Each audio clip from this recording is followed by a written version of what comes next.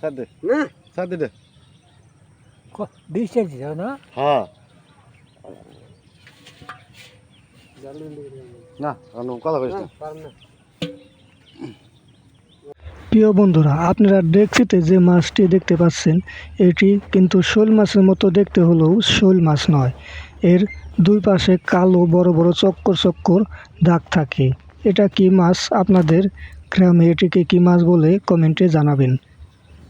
আর এই মাছটি কত দামে বিক্রি করা হলো সম্পূর্ণ ভিডিওটি দেখুন।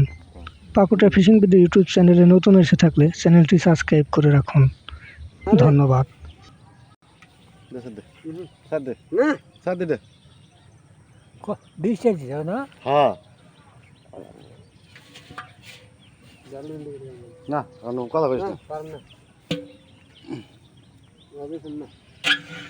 কাস্টমার পাবো না আসলে আর ডেলদার দাম হয়ে গেল বেলদারের কথা